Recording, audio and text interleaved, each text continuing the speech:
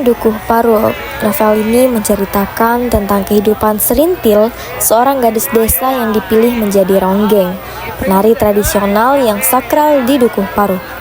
Dukuh Paruk merupakan desa yang terpinggirkan dan terpencil. Masyarakat Dukuh Paruk percaya bahwa keberadaan ronggeng adalah bagian penting dari identitas dan tradisi leluhur mereka. Setelah kematian ronggeng sebelumnya, masyarakat percaya bahwa Serintil adalah pilihan baru yang akan menghidupkan kembali semangat Dukuh Paruk. Namun malapetaka politik tahun 65 yang terjadi saat itu membuat Dukuh Paruk terseret dalam konflik besar. Kelompok tersebut dianggap berafiliasi dengan gerakan politik tertentu yang berseberangan dengan pemerintah. Akibatnya, Serintil dan warga Dukuh Paruk mengalami penyiksaan secara fisik maupun mental. Karena kebodohannya, mereka terbawa arus dan divonis sebagai manusia-manusia yang mengancam negara ini. Hanya karena kecantikannya, Serintil tidak diperlakukan semena-mena oleh para penguasa di penjara itu. Namun, peran sebagai ronggeng membawa Serintil pada dilema batin. Di satu sisi, ia dihormati dan dianggap sakral oleh masyarakat. Tapi di sisi lain, ia harus merelakan harga dirinya sebagai perempuan karena tradisi tersebut menuntutnya melayani nafsu laki-laki sebagai bagian dari profesi ronggeng. Konflik ini semakin dalam ketika Rasus, sahabat masa kecilnya yang diam-diam mencintainya, menolak tradisi itu dan memilih menjadi tentara, meninggalkan Dukuh Paruk dan Serintil. Tokoh dan penokohan dalam novel Ronggeng Dukuh Paruk. Yang pertama yaitu Serintil. Serintil adalah tokoh utama dalam novel trilogi Ronggeng Dukuh Paruk. Serintil dipisahkan sebagai gambaran salah satu dari sekian perempuan Dukuh Paruk yang hidup tanpa kasih sayang orang tua. Serintil tumbuh menjadi gadis yang lugu. Ia mempunyai kemampuan yang tidak dimiliki perempuan lain.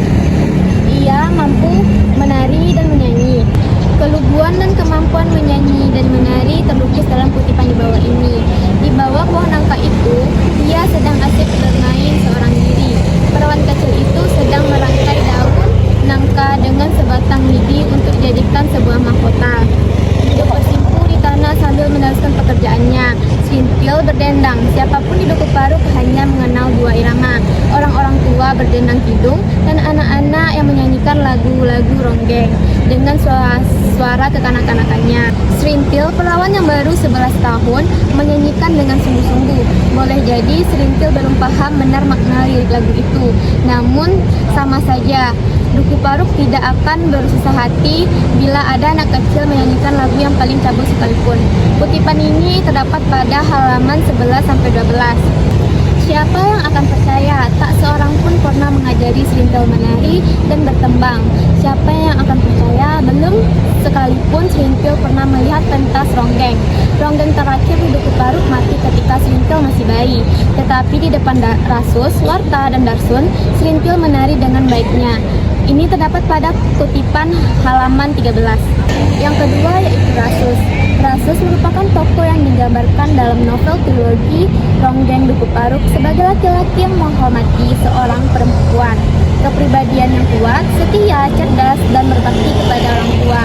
Rasus memang menyukai Serintil. Walaupun Rasus mendapatkan kesempatan lebih berduaan dengan Serintil, ia tetap menghormatinya karena baginya Serintil merupakan gambaran emaknya yang tidak kembali. Rasus seorang tokoh yang menghormati perempuan. Hal ini dapat diperhatikan pada kutipan di bawah ini. Aku tak bergerak sedikit pun ketika Serintil merangkulku, menciumku, nafasnya terdengar cepat. Kurasakan telapak tangannya berkeringat ketika menoleh ke samping wajah Serintil tegang.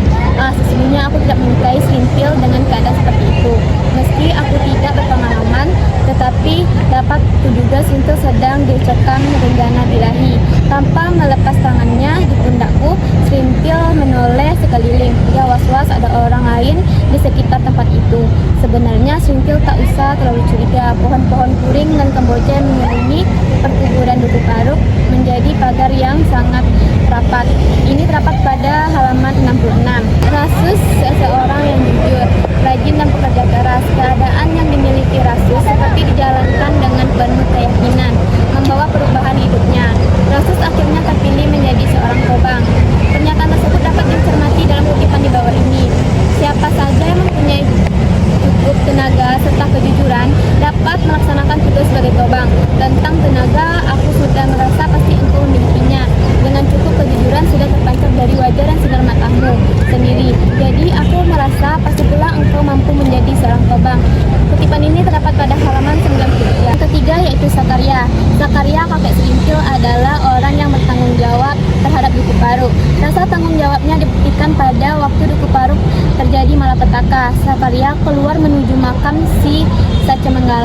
laki-laki itu menangis seorang diri di pusara Ki Secamanggala. Kemudian ia berkeliling pedukuhan dengan mengamati perumahan penduduk. Rasa tanggung jawab Zakaria tersebut dapat dicermati dalam kutipan berikut ini. Walaupun sedang menunggu mayat anak dan menantunya, tengah malam Zakaria keluar menuju makam Ki Secamanggala. Laki-laki itu menangis seorang diri di sana. Dalam kesedihannya yang amat sangat, Zakaria mengadukan malapetaka yang terjadi kepada moyang orang Duku Paro. Zakaria tidak lupa dirinya menjadi kani tua di pedukuhan itu. Keluar dari pekuburan, Zakaria berkeliling pedukuhan. Dijenguknya setiap rumah. Setiap kali membuka pintu, Zakaria mendapatkan kesedihan. Bahkan tidak jarang Zakaria mendapat perlakuan yang tidak enak, seolah-olah dia harus ikut bertanggung jawab atas dosa anaknya, Santaib. Meskipun demikian, tak sebuah rumah dilewati oleh Zakaria. Kutipan ini terdapat pada halaman 30. Yang keempat yaitu kata reja. Kata reja, dukun ronggeng di Duku Paro. Mengenai kemampuan untuk mengelola ronggeng tidak perlu diragukan, karena untuk menjadi seorang ronggeng tidak hanya pandai menari, tapi sisi yang lain juga perlu dipersiapkan. Seorang ronggeng harus melakukan upacara tradisional, karena kata raja dan istrinya sangat ahli di bidang ini. Sebagai dukun ronggeng, mereka berdua menguasai seluk-beluk ronggeng. Kemampuan kata raja mengenai ronggeng dapat dicermati dalam kutipan berikut ini. Ya, dan tentu sampean perlu memperluas tarian srintil. Cucuku tampak belum pintar melempar sakur. Nah, ada lagi yang penting, masalah rangkap tentu saja. Itu urusanmu bukan? Kata Reja terkekeh. Dia merasa tidak perlu berkata apa-apa. Rangkap yang dimaksud oleh Zakaria tentu seolah guna-guna kekasih susut dan tetek bengek lainnya yang akan membuat seorang ronggeng laris. Kata Reja dan istrinya sangat ahli dalam urusan ini. Kutipan ini terdapat pada halaman 16. Yang kelima yaitu Nyai Kata Reja. Dia merupakan dukun di ronggeng Duku Paro dan ia menjampi-jampi serintil. Terdapat pada kutipan di bawah ini. Aku menduga keras serintil mulai dihampiri kesadaran bahwa Nyai Kata Reja telah memijit hingga mati indung telurnya, peranakannya. Suami istri dukun ronggeng itu merasa perlu berbuat demikian sebab hukum ronggeng Duku Paro mengatakan karir seorang ronggeng terhenti sejak kehamilan yang pertama.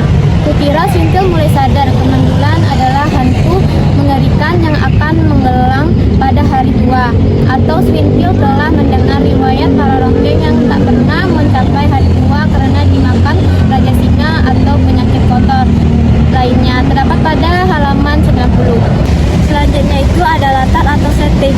Latar atau setting adalah suatu tempat terjadinya peristiwa yang berkaitan dengan waktu, tempat, dan suasana dalam cerita. Latar cerita berkaitan dengan waktu dan tempat penceritaan. Yang pertama itu ada latar tempat. Novel Ronggeng Duku Paro ada beberapa tempat yang menjadi setting cerita. Cerita ini terjadi di Duku Paro. Duku Paro bisa dikategorikan sebagai setting primer. Duku Paro dihuni 23 rumah, semuanya adalah orang-orang yang terkumpul di Secamanggala. Duku Paro merupakan pemukiman yang sempat dan terpencil. Kemelatan, kebodohan, dan keterbelakangan selalu menyertai Duku Paro. Kutipan pada berikut ini. Entah kapan pemukiman sempit dan terpencil ini bernama Duku Paro. Kemerlatannya, keterbelakangannya, penghuninya yang kurus dan sakit, serta sumpah serapah cabul menjadi bagiannya yang sah. Keramat Ki Secamanggala pada puncak bukit kecil di tengah Duku Paro seakan menjadi pengawal abadi atas segala kekurangan di sana. Duku Paro yang dikelilingi hamparan sawah terbatas kaki langit, tak seorang pun penduduknya memiliki lubung pada padi meski yang paling kecil sekalipun. Duku Paro yang karena kebodohannya tak pernah menolak nasib yang diberikan alam. Terdapat pada halaman 79. Selanjutnya itu adalah latar waktu. Pada novel trilogi Ronggeng Duku Paro berkisah tentang kehidupan Duku Paro mulai tahun 1946. Cerita ini dimulai sejak terjadinya malapetaka tempe bongkrak yang membuat anak-anak Duku Paro menjadi yatim piatu. Pada kutipannya, seandainya ada seorang di Duku Paro yang pernah bersekolah, dia dapat mengira-ngira saat itu hampir pukul 12 malam tahun 1946. Semua penghuni pendukuhan itu telah tidur pulas kecuali Santayep, ayah Serintil. Ia sedang mengakhiri pekerjaannya malam itu. Bangkil ampas minyak kelapa yang telah ditumbuk halus dibilas dalam air. Setelah itu dituntas kemudian dikukus. Turun dari tungku, bahan itu diratakan dalam sebuah tampah besar dan ditaburi lagi bila sudah dingin. Besok hari pada bungkil ampas minyak kelapa itu akan tumbuh jamur-jamur halus. Jadilah tempe bongkrek. Sejak lama Santayep memenuhi kebutuhan orang Dukuh Paruk. Terdapat pada halaman 21. Selanjutnya itu ada latar suasana. Kehidupan masyarakat dalam cerita novel Ronggeng Dukuh Paruk adalah suasana kemerawatan, kebodohan, dan keterbelakangan. Keterbelakangan dan mengenai pendidikan yang dialami oleh tokoh cerita seperti Serintil dan Rasus, juga anak-anak Dukuh Paruk lainnya. Pada cerita ini, hubungan dengan Sersan Slamet lebih dapat dikatakan sebagai hubungan pribadi daripada hubungan antara seorang Tobang dan seorang Sersan. Dia banyak bertanya tentang diriku, asal-usulku, bahkan sekolahku. Dia mengajariku tentang menulis dan membaca setelah mengetahui aku tak pernah bersekolah.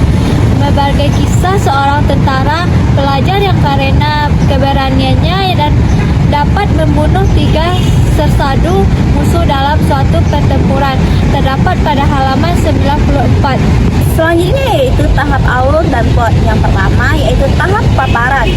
Tahap paparan atau eksposisi pada novel Ronggeng Dukuh Paruk karya Ahmad Tohari yaitu tahap di mana pengarang mulai memperkenalkan tempat terjadinya cerita, waktu, tokoh-tokoh cerita, dan permasalahan dalam cerita sebagai sumber konflik.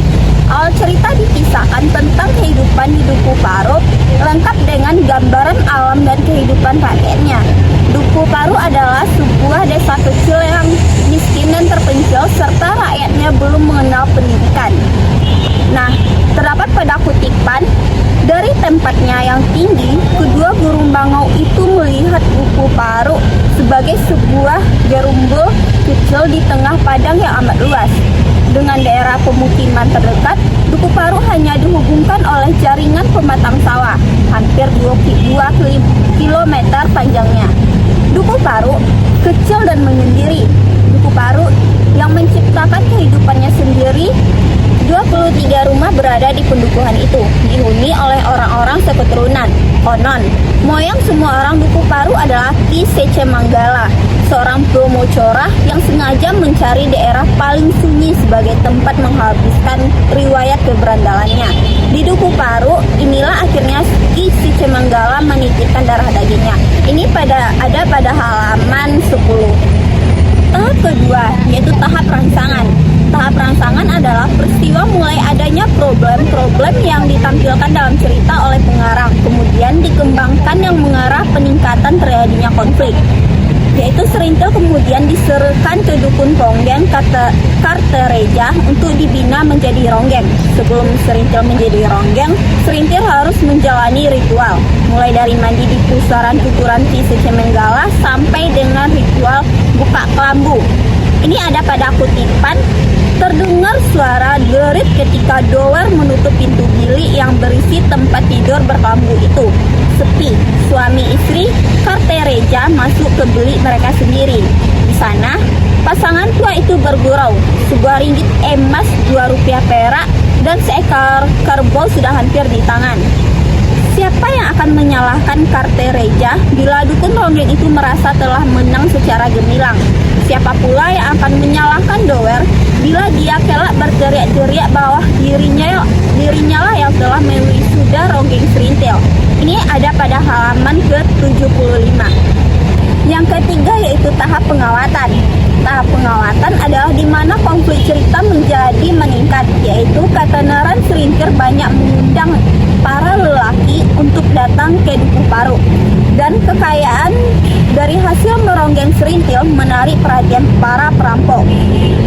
Ini ada pada kutipan, sebelum meninggalkan rumah Sakarya, para perampok membuat orang tua itu pingsan. Pukulan di kepala dengan menggunakan lampu senter sudah cukup. Kemudian, kelima penjahat bersama-sama menuju rumah Kartareja. Dukun Ronggeng itu sudah mendengar kegaduhan di rumah Sakarya. Barang-barang emas miliknya dan milik Serintil disembunyikannya di dalam abu tungku. Ini ada pada halaman 101. Yang keempat yaitu tahap perumitan, di mana Serintil diminta lagi untuk meronggeng, mulai dari kegiatan pentas seni Agustusan di Alas Wakal dan meronggeng pada kegiatan rapat-rapat umum bersama Pak Bakar.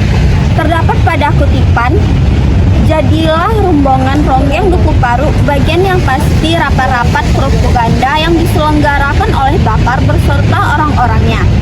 Rapat selalu berlangsung ingar-bingar. Pengunjung bukan main banyak.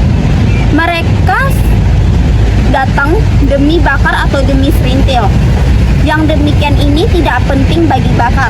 Pokoknya massa amat banyak telah berkumpul dan dia berkesempatan mengolah emosi mereka. Ada pada halaman 231.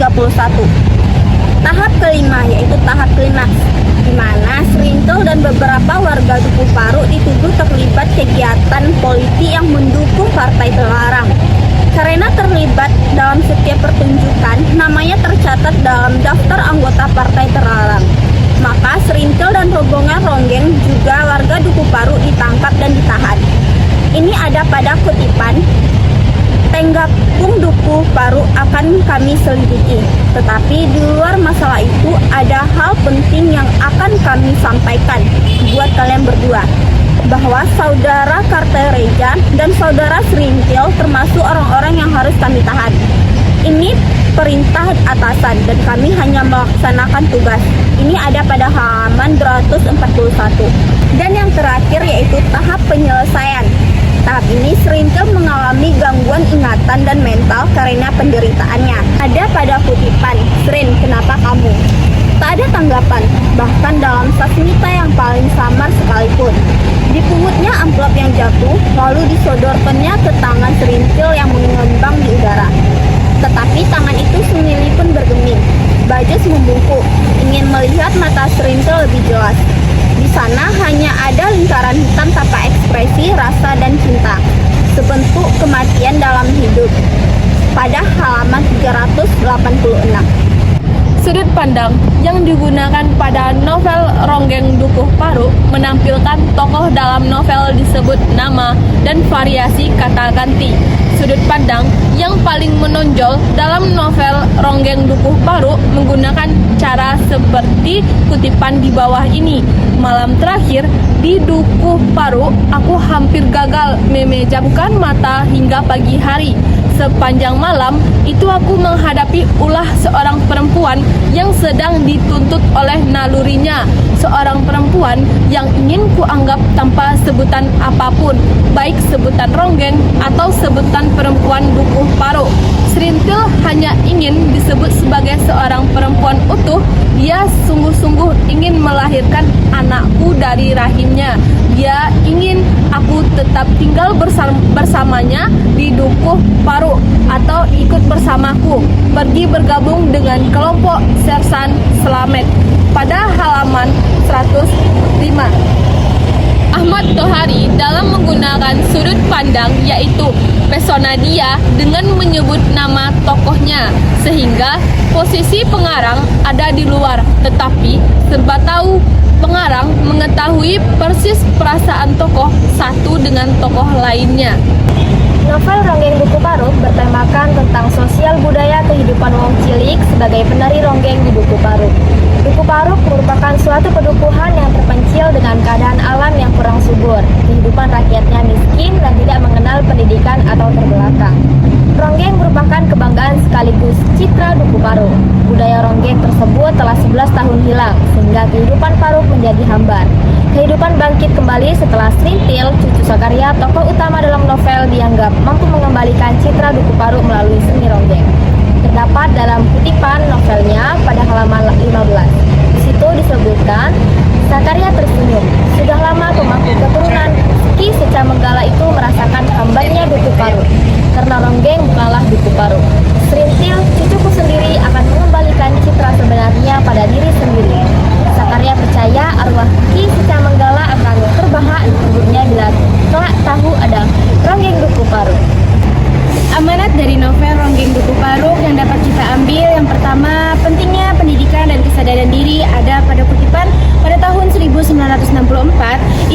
Paruk tetap cabul, sakit dan bodoh. Perubahan kecil hanya menyangkut Serintil, Sakarya dan Kartareja.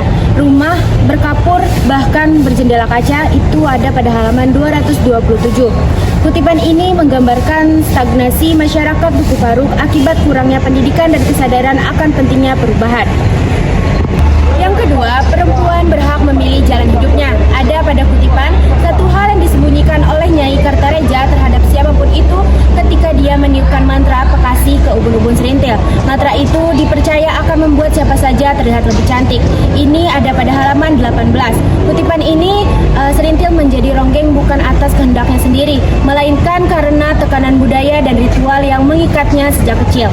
Yang terakhir, politik bisa menghancurkan kehidupan rakyat kecil. Ada pada kutipan, tengah malam Februari 1966 di sebuah kota kecil di sudut tenggara Jawa Tengah. Kegelapan yang mencekam telah berlangsung setengah tahun lamanya. Tak ada orang yang keluar setelah matahari terbenam, kecuali para petugas keamanan, tentara, polisi, dan para militer. Tembakan bedil masih terdengar 1-2 dari kejauhan. Ini ada pada halaman 247. Kutipan ini menunjukkan dampak konflik politik terhadap masyarakat Duku Paruk yang menjadi korban tanpa memahami sepenuhnya situasi politik yang terjadi.